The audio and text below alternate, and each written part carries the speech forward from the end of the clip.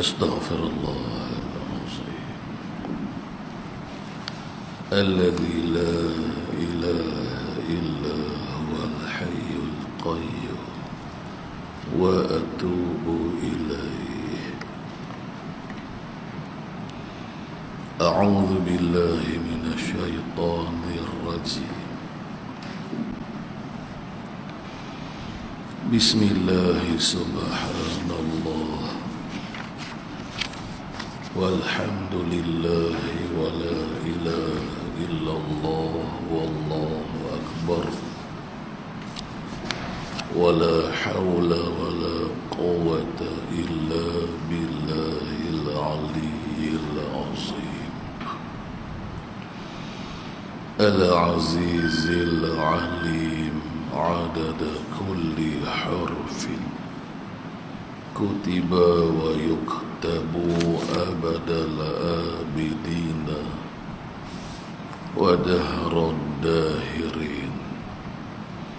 الحمد لله الذي هدانا لهذا وما كنا لنهتدي لولا أن هدانا الله. أشهد أن لا إله إلا الله وحده لا شريك له وأشهد أن محمدا عبده ورسوله. رب اشرح لي صدري ويسر لي أمري واحلل عقدة من لساني يفقه قولي. آمين رب العالمين. قال المصنف رحمه الله. Kat mana kita berhenti?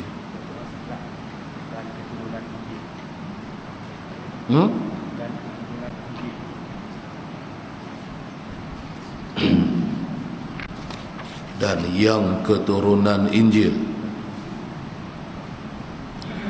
Qala al-musannif rahimahullah,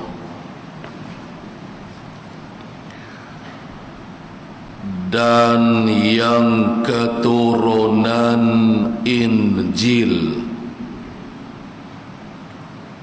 ialah Nabi Isa alaihi salam.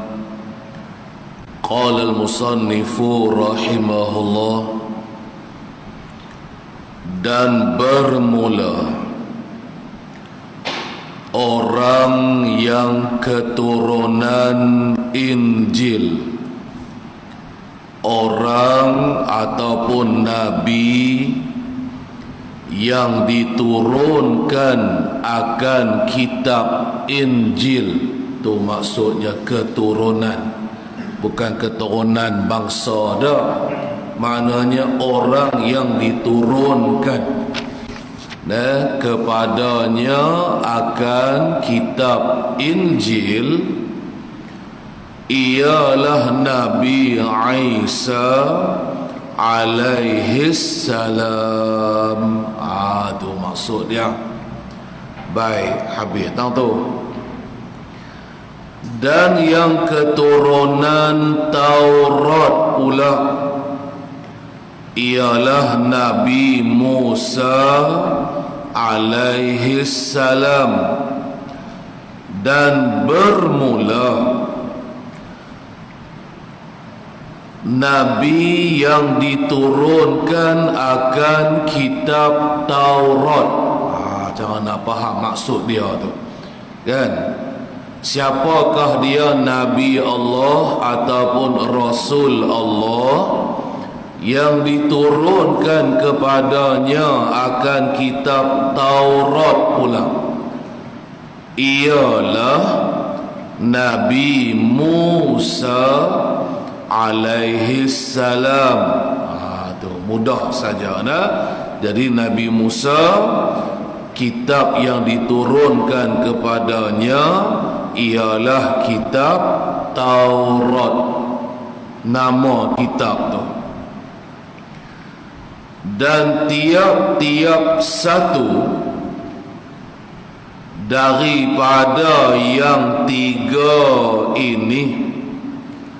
Jadi katanya al-musannif, dan bermula tiap-tiap satu daripada yang tiga ini, daripada kitab yang tiga ini. Itulah mulanya kitab Quran diturunkan kepada baginda Nabi kita Muhammad. Tak ni kitab Injil diturun ke Nabi Isa. Kemudiannya kitab Taurat diturunkan ke Nabi Musa. Jadi ketiga-tiga kitab ini ialah bersalah-salahan lafaz dan juga bacaan. Ketiga-tiga kitab ini lafaz perkataan dia tak serupa. Dan cara kita membaca lafaz ayat-ayat Allah dalam tiga kitab ini juga tak sama, tak serupa. Pasal apa? Dengan sebab bersalah-salahan bahasa, ialah lurahnya berlainan, kan? Kalau kata kitab Al-Quran, lafaz perkataan dia, kalau kita membaca ayat-ayat Al-Quran pun daripada bahasa Arab. Kemudiannya kitab Taurat yang diturunkan ke Nabi Musa, lafaz perkataan dan bacaan, kalau kita baca kan ayat-ayat dalam kitab Taurat tak serupa juga seperti kitab Al-Quran, seperti kitab Injil. Pasal bahasanya bahasa kitab Taurat ni ialah bahasa Ibrani. Yang kita mengaji minggu hari itu musannif tolong habaq dah. Lagu itulah kitab Injil, kan? Lafaz ayat-ayat Allah dalam kitab Injil tu tak sama seperti lafaz ayat dari kitab Al-Quran, dari kitab Taurat. Pasal dia dalam kitab Injil ni lah bahasanya bahasa Syriani, semua tak sama-sama, bahasa tu berlainan, berbeza. Tu maksud dia. Baik, adapun yang dibahasakan itu bahasa lain, yang dibahasakan lain. Kan katalah supaya kita belajar, musannif sebut tempoh hari kan perkataan buah pinang. Dalam bahasa Arab dia panggil fuful, dalam bahasa India dia panggil apa dia, safari, kan? Patu macam-macam bahasa lah, kan? Lafaz perkataan dia memang tak serupa bahasa tadi ni, tapi yang di perkara yang dibahasakan itu, buah pinang tu benda yang sama je, nama je yang lain-lain. Tu maksud dia nya. Jadi katanya al-musannif, adapun yang dibahasakan itu, maka yaitu yang dibahasakan ialah satu jua. Itulah apa benda, apa perkara yang dibahasakan daripada bermacam bahasa tak sah ni, kan? Perkaranya sama. Kalau buah pinang, duk buah pinang tu lah, kan? Kalau meja, duk cerita meja tu lah, kan? Bahasa kita panggil meja, bahasa orang putih panggil benda lain, tapi duk cerita meja lah, benda tu je lah. Itu maksudnya yang dibahasakan itu ialah satu. Baik. Lepas tu katanya lagi al-musannif, tiada bersalah-salahan. Apa maksud satu jua? Maka iaitu satu jua, tiada bersalah-salahan, tak ada berbeza. Iaitu apa maksudnya?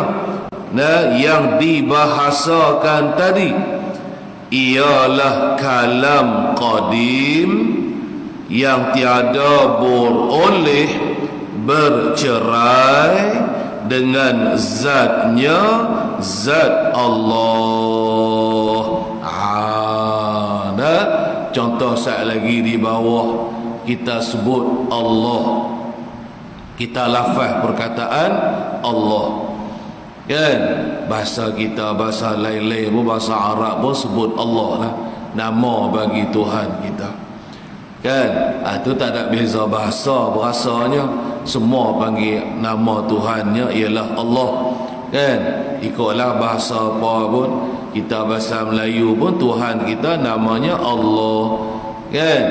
Jadi itu lafzi yang kita panggil kalamul lafzi, kita lafazkan di mulut kita, kita bertutur, kita bercakap kalimah Allah, itu makhluk. Itu makhluk yang kita lafazkan tu ialah makhluk nama dia. Tapi dia merujuk kepada siapa?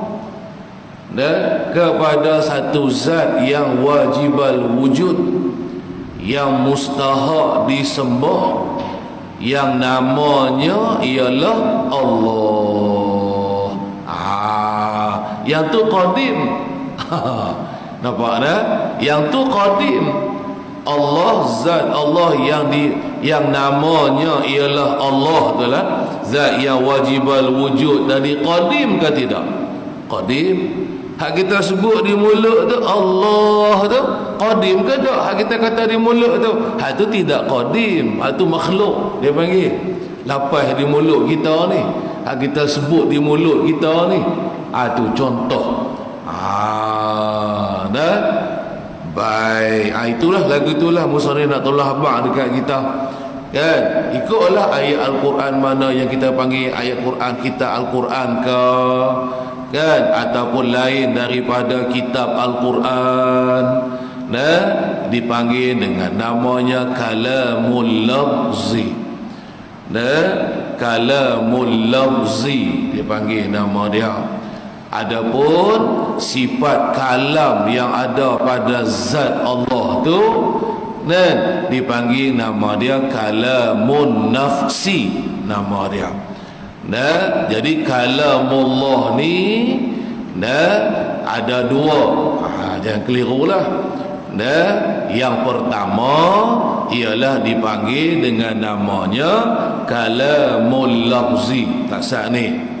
Yang kedua ialah kalamun nafsi. Adapun kalamul lafzi tu hak kita duk baca ayat Al-Quran tu, ataupun mana-mana kitab Allah yang lain, Taurat ke, Injil ke, satu lagi Zabur ke, diturunkan ke Nabi Daud, kan? Hal tu dipanggil namanya kalamullah al-lafzi namanya. Yang mana Allah Ta'ala jadikan ia makhluk, makhluk Allah Ta'ala. Ada pun satu lagi kalam, iaitulah sifat kalam Allah. Hak tu kita panggil namanya kalamun nafsi. Sifat kalam, sifat perkata yang ada pada zat Allah Ta'ala. Maka sifat kalamul lafzi ini menunjuk di atas sifat kalamun nafsi, sifat perkata Allah Ta'ala. Ingat balik, kan? Dengan maksud apa tu yang kata kalamul lafzi, menunjuk kata adanya kalamul lafzi, menunjuk kata adanya kalamun nafsi. Maksudnya bukanlah kalamul lafzi ni terbit keluar daripada kalamun nafsi Allah. Bukan lagu tu pengertian supaya kita ni cakap kalamul lafzi lah ni, kan? Kemudian dia terbit dari kalamun nafsi kita. Adakah Tuhan lagu tu yang kita faham? Bukan, tidak macam tu. Kalamul lafzi yang kata menunjuk adanya sifat kalamun nafsi Allah ni, maksudnya macam ni. Apa madlul, apa perkara yang ditunjuk oleh kalamul lafzi, maka sama seperti yang ditunjuk oleh kalamun nafsi Allah. Contohlah kita baca ayat-ayat Al-Quran, macam-macam ayat. Contoh ayat, wala taqrabuz zina, jangan kamu dekat, jangan kamu hampirikan pun, jangan dekati akan zina. Itu Al-Quran, ayat Al-Quran ada sebutlah tu. Jadi apa yang ditunjuk oleh ayat ni? Yang ditunjuk oleh ayat ni, kita ni hamba Allah ditegah, dilarang dari mendekati akan zina. Itulah maksud dia, kan? Itulah makna yang ditunjuk oleh ayat. Contoh ayat tadi kita baca, wala taqrabuz zina, itu dipanggil kalamul lafzi. Sekiranya kita dibukakan hijab oleh Allah, dapat mendengar akan kalamun nafsi Allah, maka ia juga menunjuk di atas makna, di atas makna wala taqrabuz zina itu juga. Yakni Allah Ta'ala menegah, melarang kita daripada mendekati zina. Makna yang sama, sebagaimana ditunjuk makna tu oleh kalamul lafzi, maka makna yang sama itulah juga yang ditunjuk oleh kalamun nafsi Allah. Cuma kita tidak dibukakan hijab oleh Allah dapat mendengar akan sifat kalam Allah. Tapi sifat kalam Allah kita boleh dengar, sebab dia perkara yang maujud ni sah dilihat dan juga sah didengar, kan? Apa yang maujud boleh didapati oleh kita dengan syarat diizin oleh Allah, dengan syarat dibukakan hijab oleh Allah yang mendindingi kita dari mendapatkan, melihat atau mendengar akan sifat-sifat Allah yang maujud tadi. Itu maksud dia kalamul lafzi, menunjuk di atas adanya kalamun nafsi Allah, bukan dengan maksud kalamul lafzi terbit keluar daripada kalamun nafsi. Seperti kita makhluk ni, kalamul lafzi kita bercakap ni keluar dari kalam nafsi yang ada dalam diri kita. Lagu tu kah Tuhan? Dia tak serupa, Tuhan tak serupa dengan kita. Bukan macam tu. Jangan pergi faham seperti itu, salah. Baik, habis tang situ. Itu je, kan? Nak cerita yang tu saja, supaya kita jelas fahamkan lagi tentang permasalahan sifat kalam Allah. Lepas tu katanya lagi al-musannif,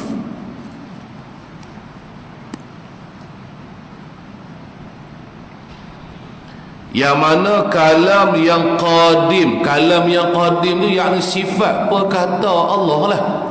Itu maksud sifat kalam yang qadim ni, yang tiada beroleh, bercerailah oleh kalam yang qadim tadi dengan zatnya, yakni dengan zat Allah Ta'ala. Tak boleh bercerai tanggai sifat daripada zat, kan? Lagu itulah kesemua sifat-sifat Allah kaedah sifat Allah tak boleh keluar terbit bercerai daripada zat Allah. Kalau kalamul lafzi ni datang daripada kalamun nafsi, orang panggil terbit keluar. Sifat tu daripada zat, kan? Maka itu mustahil, kan? Tak ada sifat Allah keluar daripada zat dia. Sifat Allah sentiasa ada pada zat dia. Kau kata keluar ke macam mana ke? Ada, bukan lagu tu. Itu bukan hakikat sifat, nah? Baik, habislah tang situ. Maka nyatalah bagimu bahawasanya segala huruf Quran itu ialah baharu. Ingat ni. Baik, jadi al-musannif dia nak buat kesimpulan sedikit daripada di atas yang kita belajar dah 2-3 minggu ni, kan? Beginilah penjelasan dia. Maka nyatalah bagimu, terang, nyatalah, jelas kepada kita, oleh bahawasanya segala huruf Quran itu ialah baharu. Semua huruf-huruf dalam kitab Al-Quran ni ialah baharu. Baharu tu lawan dia qadim, bukan qadim. Itu cara kita masa kita belajar mengaji, kita sebut seperti itu. Bahawasanya seluruh huruf-huruf alif, ba, ta, apa semua lah ada dalam ayat-ayat Al-Quran keseluruhan dia ialah makhluk Allah Ta'ala. Maksudnya apabila kita sebut baharu, ia kita kena gunakan dengan sifat qudrat Allah, bukan dengan sifat kalam Allah. Itu saya kita pergi faham pula, sebab sifat kalam dia tak boleh menjadikan, dia bukan kerja dia menjadikan, mengadakan sesuatu. Sebab tu tadi di awal kita dah buat penjagaan. Kalamul lafzi ni bukan terbit keluar daripada sifat kalam Allah yang qadim tu, yang kita panggil kalamun nafsi tadi ni, kan? Sebab sifat kalam dia tak boleh mengeluarkan apa-apa, dia tak boleh mengadakan sesuatu. Yang boleh mengeluarkan sesuatu, yang boleh mengada atau menjadikan sesuatu ialah dengan sifat qudrat Allah. Maksudnya Allah menjadikan. Macam kita dah sebut tu lah, kan? Allah Ta'ala telah menjadikan akan ayat Al-Quran pada lauh mahfuz. Dan ada di lauh mahfuz ayat-ayat Al-Quran ni, kan? Allah Ta'ala jadikan, bukan malaikat Jibril dengan Allah Ta'ala berkata, berfirman begian, bukan lagu tu. Bukan macam tu maksud dia. Allah Ta'ala menjadikan ayat-ayat Al-Quran ni terdapat pada lauh mahfuz, di atas langit 7 atas sana tu, atas langit lagi lah, atas lagi yang ke-7 tu, kan? Kemudiannya ayat-ayat Al-Quran yang ada terdapat di lauh mahfuz diturunkan ke langit dunia, dibawa turun oleh malaikat ke langit dunia. Kemudian malaikat Allah ni menulis akan ayat-ayat Al-Quran yang tercatat di lauh mahfuz tersebut pada kitab-kitab. malaikat-malaikat Allah naik atas langit, kan? Mana ayat Al-Quran, ayat kalam Allah yang ada tertulis di atas lauh mahfuz tadi disalin, ditulis oleh malaikat Allah dan ke dalam kitab-kitab, buku-buku tulisan. Kemudian buku-buku tulisan yang telah ditulis oleh malaikat akan ayat-ayat Allah tadi ini diturunkan ke langit dunia.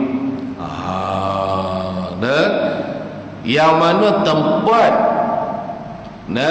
tempat di langit dunia yang diletak simpankan akan kitab yang tertulis ayat-ayat Al-Quran tadi ini dipanggil nama tempat tu Baitul Izzah. Dan kemudiannya diturunkan bila? Diturunkan pada malam yang kita panggil Lailatul Qadar. Kan? Syahrul Ramadan alladhi unzila fihi al-Quran.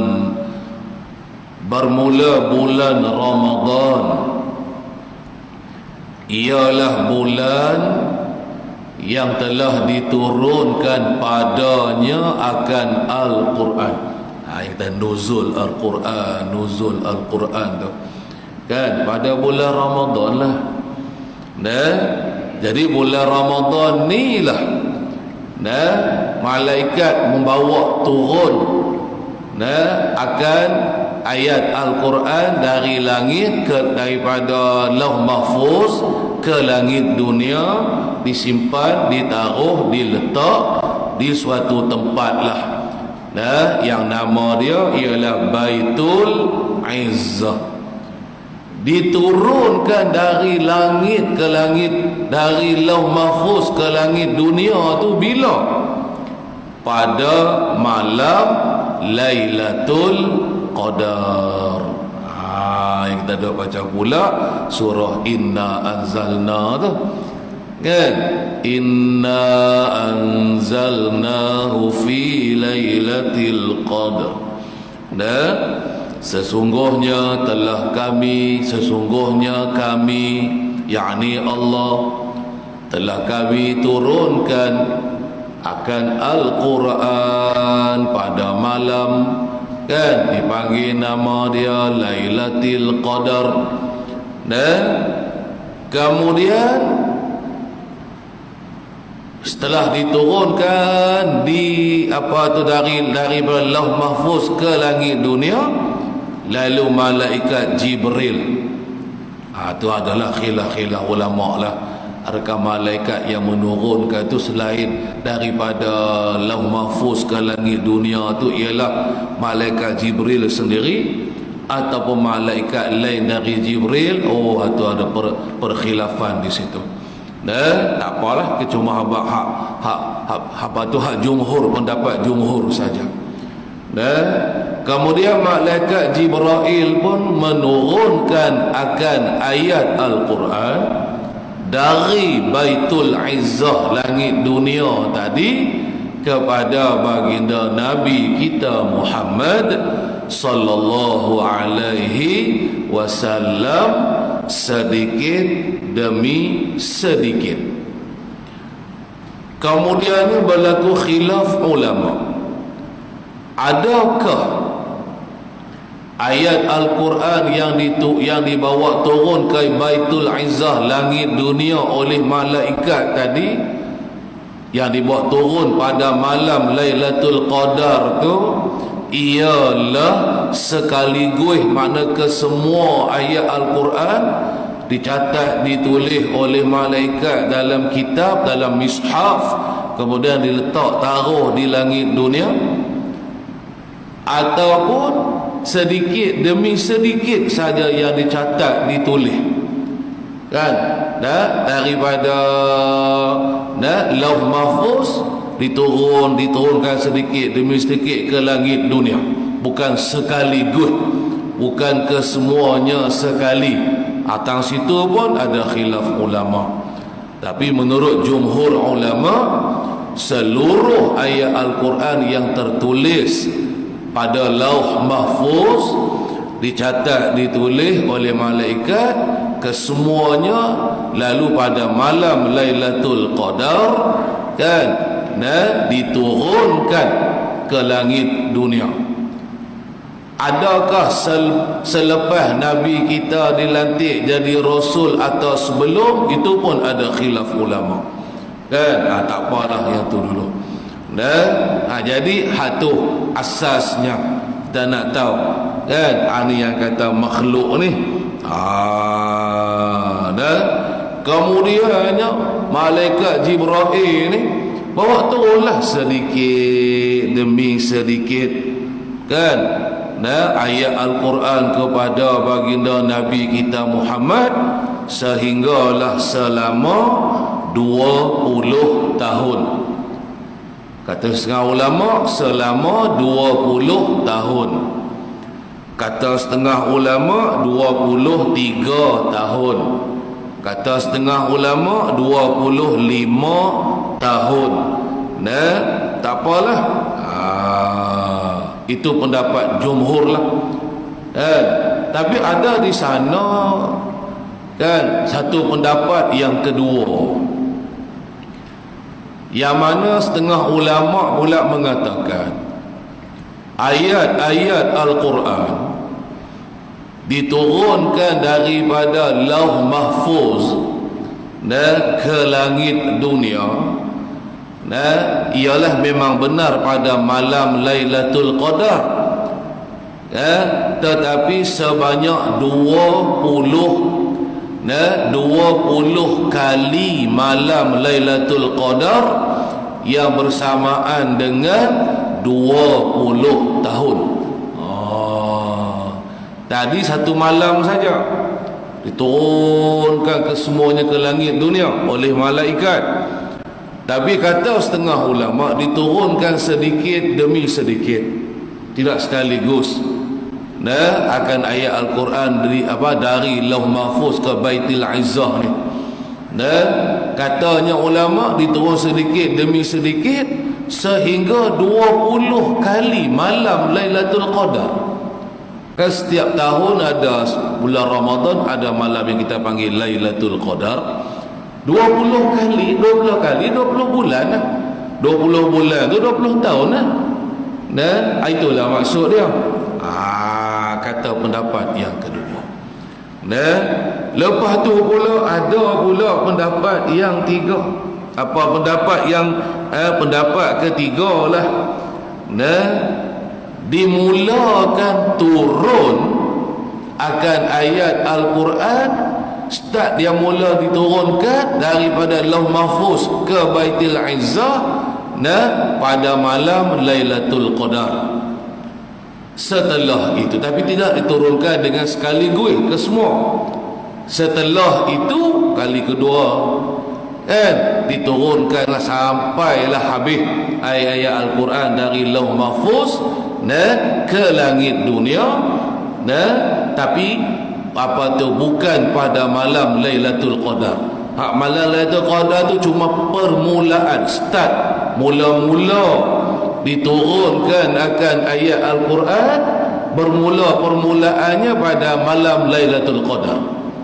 Kemudiannya sampai habis ayat Quran diturunkan sedikit demi sedikit, bukan sekaligus kan. Yang tu bukan lagi dah pada malam Lailatul Qadar. Yang kata inna anzalnahu tu kan.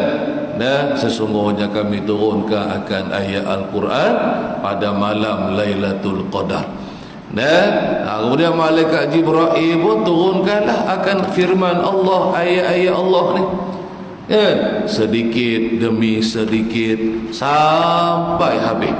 Ada kata selama 20 tahun, ada kata selama 23 tahun, ada setengah ulama kata selama 25 tahun. Khilaf di situ kan. Kemudiannya bilakah malam Lailatul Qadar? Yang ni pun berkhilaf-khilaf ulama. Kan? Nah, kan ada kata malam 27 malam ni.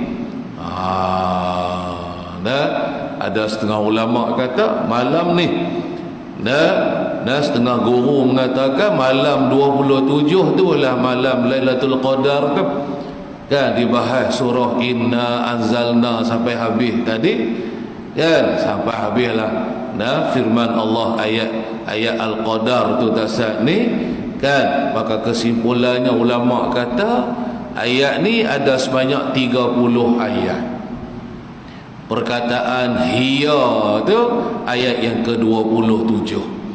Kan dhamir hiya tu kembali kepada Lailatul Qadar.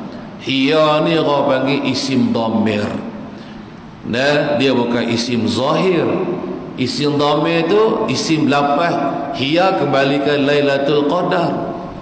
Kemudiannya dia ni ialah isim dhamir yang tersembunyi. Marji' dhamir kembali kepada Lailatul Qadar.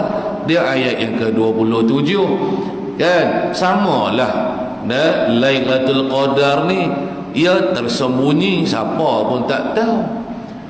Yang sebenarnya bila yang kata malam Lailatul Qadar ni cuma boleh buat ijtihad ulama saja. Ada kata malam 25, 23, 27, malam-malam ganjil selepas daripada 10. 10 yang terakhir di bulan Ramadan. Jadi bersesuaian dengan kalimah hiya tu isim dhamir kembali ke Lailatul Qadar. Lailatul Qadar tu dia tidak dizahirkan, bahkan disembunyikan dari kita. Kita tak tahu. Kan mudah-mudahan kan mana-mana malam daripada malam-malam yang ganjil 10 yang terakhir di bulan Ramadan ni kita dapat beribadat. Kan buat ibadat kena dengan waktu tu dipanggil namanya Lailatul Qadar. Ibadatnya boleh pahala. Kan apa dia? Khairum min alfi syahr. Lebih baik daripada kita buat ibadat selama 1000 bulan. Pahala tu. Doa masa tu sangat mustajab. Kan terjatuh pada ketika tu kita berdoa pada waktu Lailatul Qadar. Kan nak kata malam 25 pun boleh jadi. Semua ada kemungkinan. Tapi kita pastikah, kita tahukah malam mana? Kita tak pasti. Kita tak tahu. Tak tahu, kita buat belakang. Kan? Jangan duduk nanti pasal apa tak bagi tahu. Kalau diberi tahu malam Lailatul Qadar ni contohnya 27 Ramadan. Pakak dia nak buat ibadat malam tu saja. Oi, malam ni malam Lailatul Qadar ni. Oh, tak tidur malam sungguh dah kita. Malam-malam lain cerai. Malam lain bukan malam Lailatul Qadar, jadi tawak dah. Kita mau buat dah ibadat malam-malam lain tu. Kan? Sebab tu disembunyikan pengetahuan kepada kita Lailatul Qadar ni bila. Kan? Baik.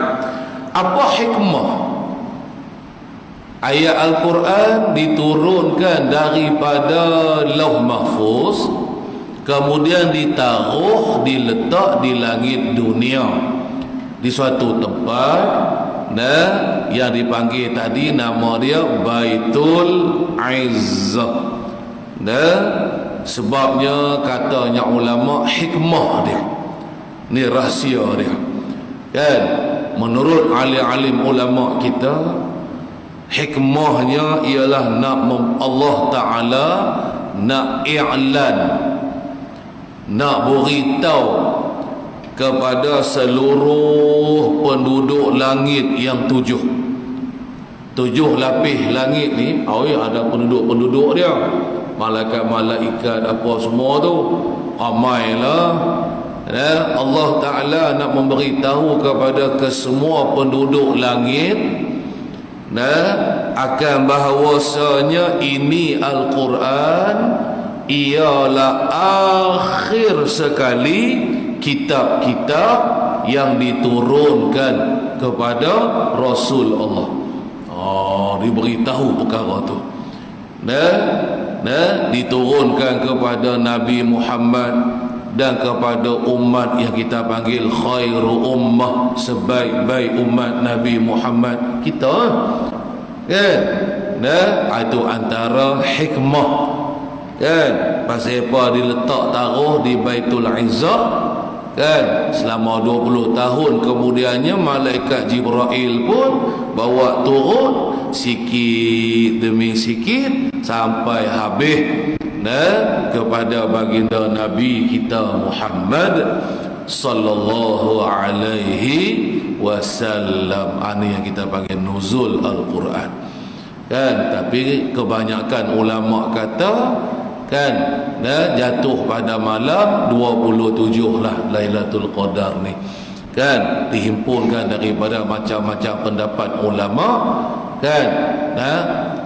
Maka dibuat satu saja pada tarikh malam 27 itulah yang kita bagi diturunkan akan Al-Quran dari Lauh Mahfuz ke langit dunia oleh malaikat-malaikat Allah. Seterusnya kemudian diturun dari Baitul Izzah ke Nabi kita oleh malaikat Jibril. Ada makan masa kata ulama'nya 20 tahun dan seterusnya lah, kan? Seperti yang kita sebut di awal tadi.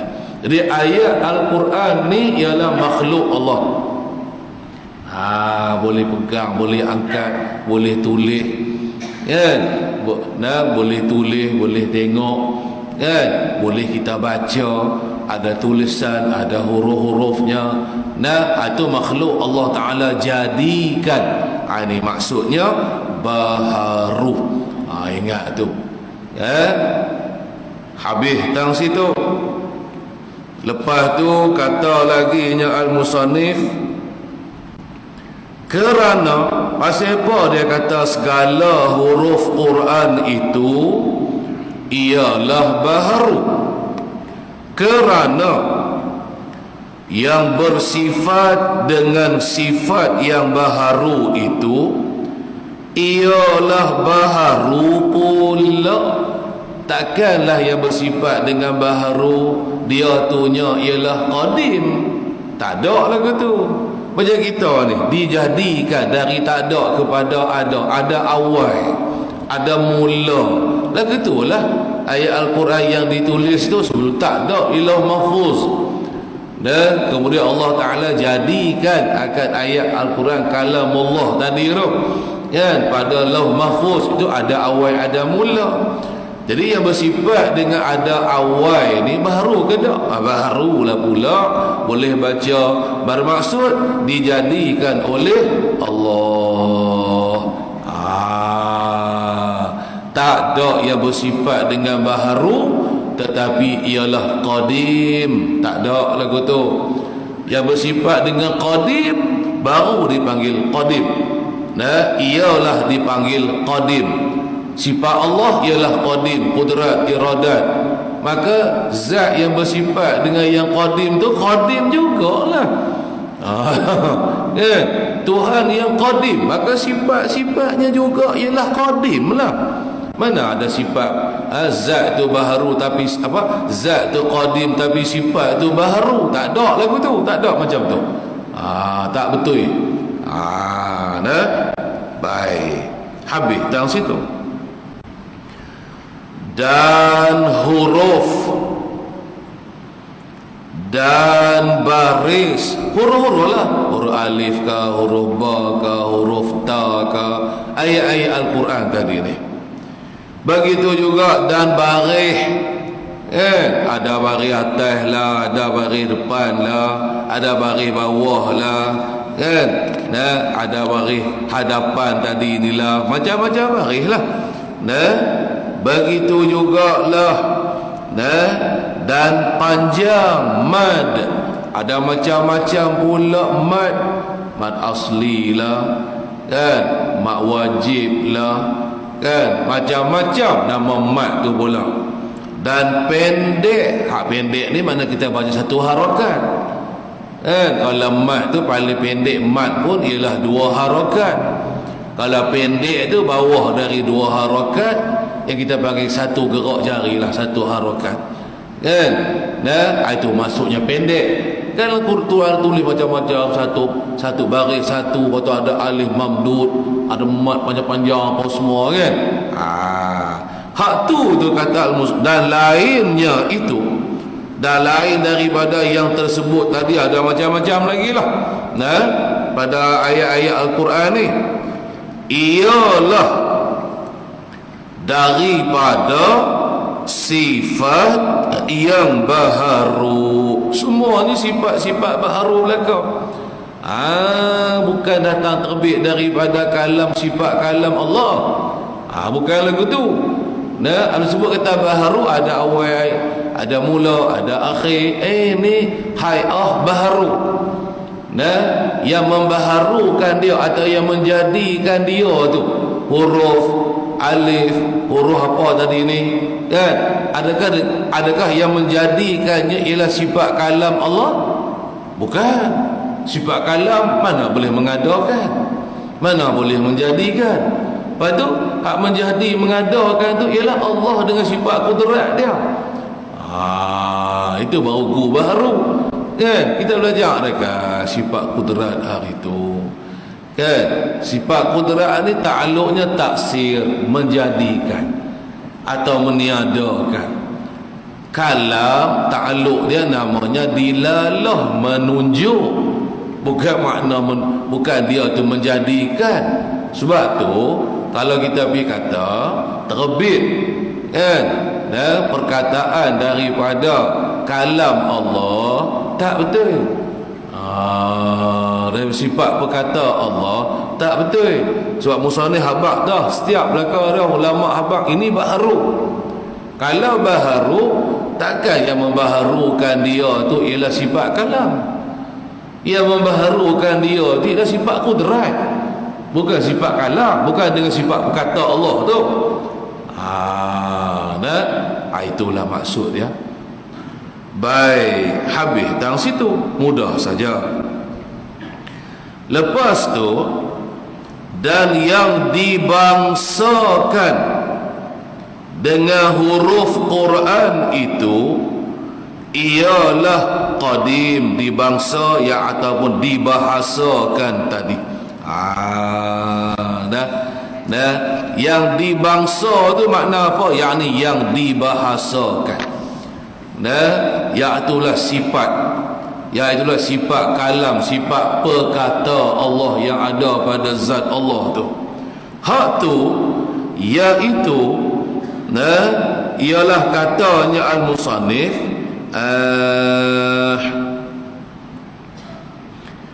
ialah qadim, iaitu yang kata qadim ni makna ialah satu makna, yakni sifat kalam Allah, dan ialah satu sifat kalam Allah yang kita panggil sifat ma'ani, sifat yang ada pada zat Allah, yang berdiri pada zat Ta'ala. Yang berdiri itu maksudnya yang ada pada zat Allah Ta'ala, maknanya dia menunjuk. Tu betul yang dibahasa kan? Yang dibahasa tu lain, bahasa tu lain. Bahasa tu makhluk, yang dibahasakan tu ialah qadim. Sat lagi musannif buat contoh. Contoh kita sebut kalimah Allah. Kita kata Allah itu bahasa Arab. Kita sebutlah Allah. Dia makhluk ke tidak? Kita sebut kalimah Allah ni, ia makhluk Allah Ta'ala jadikan. Allah jadikan akan kalimah Allah tu, huruf Allah tu, dan kemudian dijadikan, didengarkan kepada kita yang mendengar ni. Tuhan jadikan kita boleh ucap perkataan Allah tu tadi. Okey, Allah yang kita ucap tu bahasa apa? Dia dalam bahasa Arab. Nah, itu bahasa. Yang dibahasakan yaitu zat yang wajibal wujud tu. Ya, Tuhan yang wajibal wujud, yang namanya ialah Allah. Zat Allah ni makhluk ke, baharu ke, qadim? Zat Allah qadim. Hak kita duk cakap tulis ke misalnya, kan? Hak tu baharu, hak tu makhluk. Zat Tuhan kita ni, sifat-sifat dia juga ialah qadim, belaka, tak ada mula, tak ada akhir, tak ada awal, tak ada kesud. Itu mana kata qadim ni. Nah, tu beza kan, tu tak sama kan. Baik. Lepas tu kata lagi nya al-musannif, maka bacaannya tu Al-Quran, dhamirnya tu. Maka bermula bacaannya, yakni bacaan Al-Quran, ialah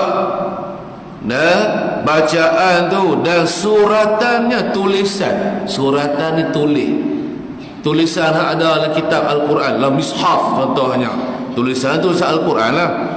Dan lafaznya, lafaz Al-Quran itu kita lafaz di mulut dia, kita lafaz di mulut kita ni, Allah misalnya, kan?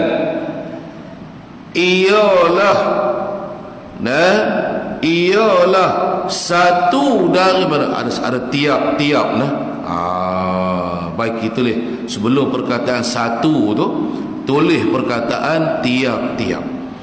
Ialah tiap-tiap satu daripada tiga ini. Mana tiga ini? Itulah bacaannya dan suratannya dan lafaznya itu ialah baharu jua. Kalau kata baharu artinya makhluk Allah menjadikannya. Nah, apabila kita sebut Allah menjadikan, bermaksud dipergunakan dengan sifat qudrat Allah. Nah, jangan pergi salah faham kata malaikat Jibril dengar Allah Ta'ala berfirman, keluar ayat-ayat Al-Quran ni daripada Allah, kan? Ikutlah, ada mulut ke macam mana ke kan? Bukan lagu tu, jangan lebih faham macam tu. Sebab tu dia habaq dah, dia tak cerita pun, datang terbit daripada Allah. Macam kita bercakap, terbit daripada sifat kita bercakap ni. Sifat kita boleh bercakap ni, tak apalah makhluk. Tuhan jangan lebih serupa macam tu. Tak ada, Tuhan tak ada macam tu. Ta'alluqnya namanya dilalah. Kita boleh dengar ada firman Allah, boleh, tapi yang tidak berhuruf, tiada bersuara, tiada berbunyi, tak ada dulu, tak ada kendian. Sagi dia kata, apa tu tak boleh dengar sifat kalam Allah. Boleh. Kita dah habaq di awal tadi, sifat kalam ni sifat yang maujud. Maka boleh kita lihat, boleh kita dengar. Tapi mendengar firman Allah tak sama kalau kita mendengar sama-sama kita duduk sembang cakap ni. Sagi kita lebih faham kata dengar Allah Ta'ala berfirman, supaya kita dengar sama-sama kita bercakap pula. Kalau tu bercakap keluar huruf, ada bahasa tu, ada bahasa ini, ada lapah tu, ada lapah ni, ada baris lapah semua kan. Dan kau lebih faham macam tu pula dah. Bukan seperti tu. Baik, hati-hatilah.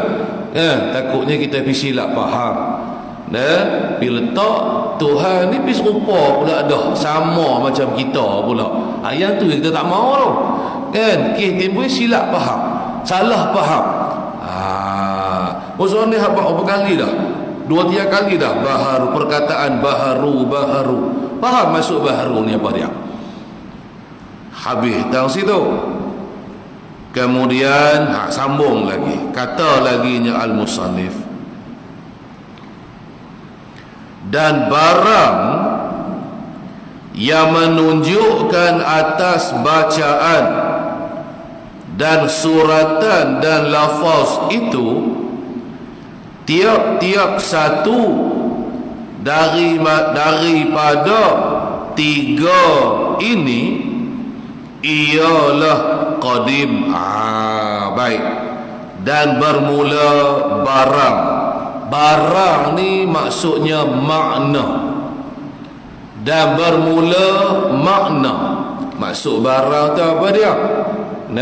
Artinya makna. Dan bermula makna yang menunjukkan atas bacaan dan suratan dan lafaz itu ialah tiap-tiap satu daripada tiga ini. Tiap-tiap satu daripada barang yang menunjukkan atas bacaan dan suratan ini ialah qadim. Yakni sifat kalam Allah. Sebab tu kita sebut tadi kalamul lafzi juga dipanggil kalamullah. Hak ni lah hak kata sebutan, tulisan, lafaz, itulah dipanggil kalamul lafzi. Dalam Alkitab Al-Quran kita kan tertulis ayat-ayat Al-Quran kan, itu dia panggil nama dia kalamul lafzi. Kita boleh membacanya, boleh menulisnya, ada dulu, ada kemudian, itu baharu. Jadi makna yang ditunjuk oleh kalamul lafzi sama seperti makna yang ditunjuk oleh kalamun nafsi. Ataupun bahasa lain kita nak fahamkan lagi, kalau dah kata ada kalamul lafzi, tentu ada kalamun nafsi pada zat Allah. Tapi bukan macam kita dok faham kan, bukanlah macam kita tak kata kita faham, kalau dah bercakap tentu ada sifat kalam kan. Jangan salah faham macam tu. Kalau Ta'ala berfirman, mengeluarkan, takut kita faham Allah mengeluarkan kalamul lafzi ini daripada sifat kalam yang ada pada zat Allah. Bukan macam tu. Bukan itu maksud dia. Ni lepas tu ramailah orang yang terkeliru. Ulama-ulama, pengarang-pengarang kita duk buat penjagaan, hati-hatilah kita nak sebut masalah ni. Kita khawatir kita silap faham. Dah ramai juga orang yang tersilap faham, nak memahaminya payah. Sebab tu tadi kita habaq dah. Apa makna yang kita boleh faham daripada kalamul lafzi, maka makna yang samalah juga yang dapat kita faham pada kalamun nafsi. Contoh kita baca ayat tadilah kan, la taqrabuz zina, kan, membawa maksud apa? Allah menegah, melarang kita kan daripada mendekati zina. Sekiranya dibuka hijab, kita mendengar akan firman Allah, kalamun nafsi Allah, maka akan timbul makna yang sama tu juga lah. Allah melarang, mendekah kita daripada mendekatkan diri kita dengan zina. Tu makna yang sama ditunjuk. Bukan nak habaq maksud perkataan ni kalamul lafzi terbit atau keluar daripada kalam, sifat kalam Allah Ta'ala.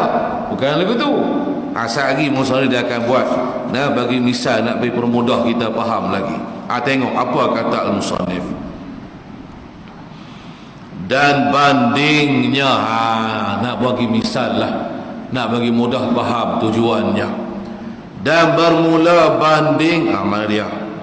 Dan barang, mana? Okey. Dan bandingnya, bandingan yang tersebut macam ni, seperti menyebut Allah. Dan lafaz Allah ada tersebut dalam Al-Quran kan? Allahul ladzi, macam-macam ayat ada kan? La ilaha illallah kan? Oh, ayat sebut kalimah Allah ni banyak ratus ratus ke beribu dalam Quran ni kan? Baik.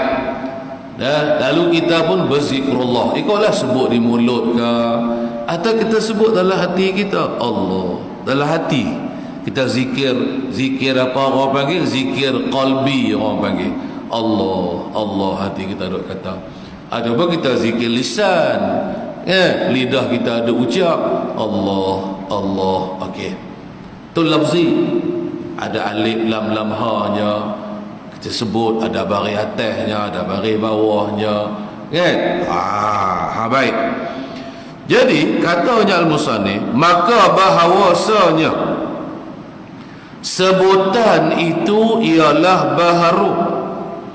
Maka sebutan yang kita sebut akan kalimah Allah ni, apabila kita menyebutnya, maka yang kita sebutkan tu ialah baharu. Lafaz Allah yang kita sebutkan itu ialah dia tu makhluk, ialah baharu. Sebut baharu Allah yang jadikanlah. Baik, pasal apa kita pergi kata dia tu ialah baharu? Sebabnya begini, kerana ia lafaz Allah tadi ialah tarkib bersusun daripada beberapa huruf. Tadi kita sebut dah, musannif sebut dah, huruf-huruf ni baharu. Kalimah Allah ni dia bersusun, tarkib tu dia habaq siap makna dia. Bersusun tu perkataan Arab ni tarkib tasad ni itulah. Ialah bersusun daripada beberapa huruf, alif, lam, ha. Itulah hurufnya. Baik, maka huruf-huruf ni ialah baharu, ialah makhluk yang Allah Ta'ala jadikan, tulis di Lauh Mahfuz tadi tu. Ingat balik kisah tadi awal tadi kita cerita panjang lebar, cerita ayat Al-Quran Tuhan jadikan ada tertulis di Lauh Mahfuz tadi ni, Allah jadikan. Itu guru dengan situ dulu. Kemudian, dan barang yang menunjukkan atas sebutan itu ialah qadim. Ini maksud musannif sebut tadi. Adapun bermula barang yang menunjukkan atas sebutan itu, kita sebut Allah, kalamul lafzi namanya, sebutanlah lafzi kita sebut di mulut kita. Perkara yang ditunjuk oleh lafaz Allah tu ialah qadim, bukan baharu. Apa dia? Iaitu maksudnya qadim ni, siapa dia maksudnya tu? Zat Allah subhanahu wa ta'ala, Tuhan sekalian alam. Kan kita duk belajar dah, tadi pun kita sebut Allah ni ialah nama bagi zat yang wajibal wujud. Jadi lafaz Allah yang kita ucap tu menunjuk di atas Tuhan yang wajibal wujud, yang namanya ialah Allah. Zat tu qadim. Hak kita duk sebut tu baharu, lafaz Allah tu. Itu je maksud kalamul lafzi. Bukan maksudnya apabila sebut ayat Al-Quran ke apalah, paling kurang pun kita kata Allah tasad ni bukan keluar daripada sifat kalam Allah, tapi keluar daripada sifat kudrat Allah. Dengan maksud Allah mengadakan, Allah menjadikan kalimah Allah dalam hati kita, dalam di lidah cakapan kita, di ruang udara, kemudian ruang udara yang Tuhan jadikan kalimah Allah tu didengar pula oleh orang yang mendengar, sampai ke telinga orang yang mendengar tu. Yang dimaksudkan dengan makhluk-makhluk ni kan. Tapi yang ditunjuk kata kalamul lafzi, menunjuk di atas kan. Kalam qadim bolehlah sama je maksud dia cuma yang ni tunjuk zat Allah kan, menunjuk atas zat Allah. Adakah sama? Tak sama. Makhluk qadim serupa kah Tuhan dengan makhluk? Tak serupa. Tuhan yang menjadikan, makhluk yang dijadikan. Nah, makhluk ni baharu. Tuhan qadim, dia tak ada awal, tak ada mula, tak ada akhir. Bagi tahqiq hak tu dulu. Sekejap lagi takut nampak Nabi keliru pula saat lagi. Susah kalau keliru bab ni. Pasal bab ni banyak orang keliru. Bahkan setakat keliru, bahkan tersalah. Cerita habaq ke orang pun salah. Cara olahan, cara cerita tu seperti kita sembang sama-sama kita ni. Kalamul lafzi tu dia cerita seolah-olah terbit keluar daripada kalamun nafsi Allah. Pihak lagu tu salah selalu. Tak betul Jangan pergi terang seperti itu. Nak bahas tajuk sifat kalam Allah ni. Nak bahas tajuk huruf ke lapan ke baris ke panjang pendek ke tadi. Nak bahas tajuk lafzinya kan, tak ada masalah lah kan. Tapi kok mana pun akhirnya semua tu ialah makhluk. Kalau kata makhluk, mana Allah jadikan ada pada sesuatu lah dalam hati kita ke, di lidah perkataan kita ke, di ruang udara ke, atau dalam telinga kita ke, Tuhan jadi kita dengar kan. Bukan keluar daripada mulut macam kita faham tu takut pergi faham kita keluar dari mulut pula dah. Takut pergi pasal kalamul lafzi, dia syarat untuk berlafaz ni dia kena ada cukup lah barang-barang hak bagi boleh kita berlafaz. Kena ada mulut, kena ada lidah, kena ada kerongkong, kena ada anak tekak, kena ada saluran udara kan. Ada segala keperluan untuk kita boleh bercakap. Takut membawa lah sekali pita jesimkan Tuhan. Duk marah ke puak Wahabi pasal duk mentajesimkan Allah kan. Pergi tuduh mereka tu mujassimah kan. Lah ke kita mujassimah juga. Mentajesim hak tu jisim tu. Ada mulut, ada lidah, ada tekak, ada anak tekak, ada kegendang. Anak tekak, ada kegendang kan. Peti suara lah apa semua. Ini hak ada kat makhluk, bukan pada Tuhan. Banyaklah kalau buat silap, banyak suruh dia punya silap dia. Baik, wallahul muwaffiqu a'lam. Dan bermula Allah, Tuhan yang memberi taufik. A'lam ialah amat mengetahui. Dia lagilah mengetahui kan. Kalau kata kita ada ilmu tahu, Allah lagi tahu kan.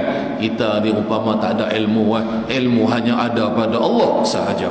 Tu maksudnya a'lam.